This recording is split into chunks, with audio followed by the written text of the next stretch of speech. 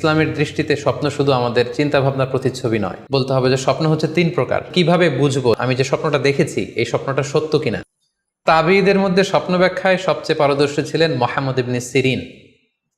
আমরা ওনার নাম প্রায় শুনে থাকি। তিনি স্বপ্ন ব্যাখ্যার ক্ষেত্রে খুব এক্সপার্ট ছিলেন।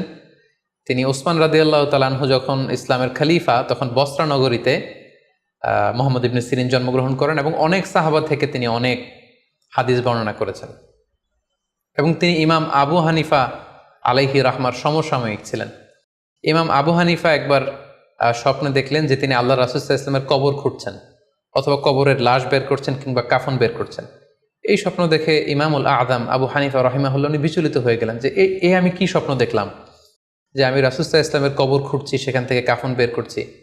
কেউই এই স্বপ্নের ব্যাখ্যা করতে পারলেন না। তখন ইমাম মুহাম্মদ ইবনে সিরিনের কাছে যখন জানতে চাওয়া হলো, তখন মুহাম্মদ ইবনে সিরিন বললেন যে হাযা রাজুলুন ইউহয়ি সুন্নাত রাসূলিল্লাহ, অর্থাৎ যে ব্যক্তি এই স্বপ্ন দেখেছে তার মাধ্যমে আল্লাহ রাসূল সাল্লাল্লাহু আলাইহি ওয়াসাল্লামের হাদিসের বা সুন্নাহর পুনর্জীবন হবে। তিনি রাসূল সাল্লাল্লাহু আলাইহি ওয়াসাল্লামের সুন্নাহগুলোকে পুনরুজ্জীবন দান করবেন, পুনরুজ্জীবিত করবেন।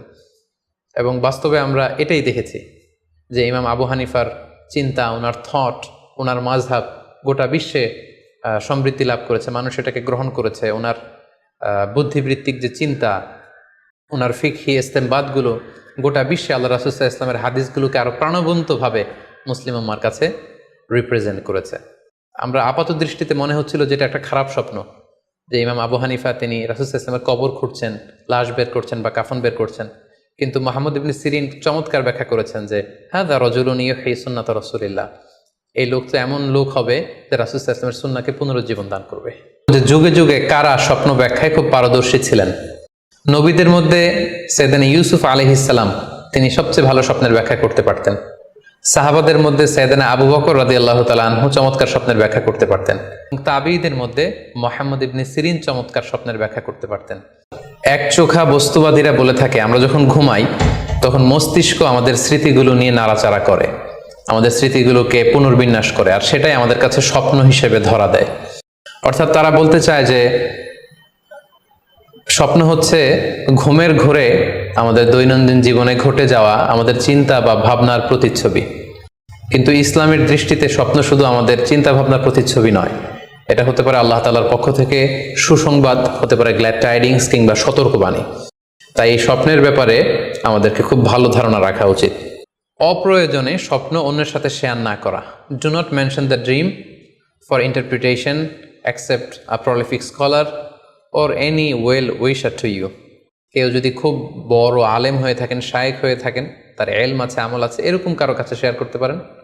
অথবা আপনার শুভাকাঙ্ক্ষী আপনাকে ভালো অ্যাডভাইস করতে পারে, আপনাকে পছন্দ করে, এরকম লোক ছাড়া কারো কাছে স্বপ্ন শেয়ার করা যাবে না। সুনানে তিরমিজিতে স্বপ্ন অন্যের সাথে শেয়ার না করার ব্যাপারে একটি হাদিস এসছে, যেখানে আল্লাহ রাসূল সাল্লাল্লাহু আলাইহি সাল্লাম বলেছেন লা ইয়াকুসুহা ইল্লা আলা ওয়াদ্দিন, অর্থাৎ যে তোমাকে পছন্দ করে এমন কারো কাছে ছাড়া স্বপ্ন শেয়ার করবে না। অথবা আউজি রাইন, এমন লোক যে ডিসিশন দিতে পারে, he can advise you, he can provide you the right decision, এরকম লোক যদি আপনার কাছের শুভাকাঙ্ক্ষীদের মধ্যে থেকে কেউ থেকে থাকে, আপনি তার সাথে শেয়ার করতে পারেন। ওয়ালা ইউহাদ্দিসু বিহা ইল্লা লাবিবান আও হাবিবান, সে আপনার হাবিব, সে আপনার বন্ধু, সব কাছের লোক, বজম ফ্রেন্ড, আপনার শুভকামনা করে সব সময়, এই জাতীয় লোকের কাছে আপনি স্বপ্ন শেয়ার করতে পারেন। অন্য এক বর্ণনা এসেছে ওয়ালা ইয়াকুসুর রুইয়া ইল্লা আলা আলিমিন আও নাসিহ, স্বপ্ন শেয়ার করতে হলে ভালো আলেমের কাছে শেয়ার করো, অথবা নাসিহ, যে তোমাকে ভালো অ্যাডভাইস করতে পারবে, উপদেশ দিতে পারবে, এরকম কারো কাছে শেয়ার করো, অন্য কারো কাছে নয়। সুনানে তিরমিজিতে এ ব্যাপারে একটি বাব রচনা করা হয়েছে, যে বাবু লা তাকুসুর রুইয়া ইল্লা আলা আলিম আও নাসিহ, আলেম বা শুভাকাঙ্ক্ষী নসিহতকারী ছাড়া কারো কাছে স্বপ্ন শেয়ার করা যাবে না।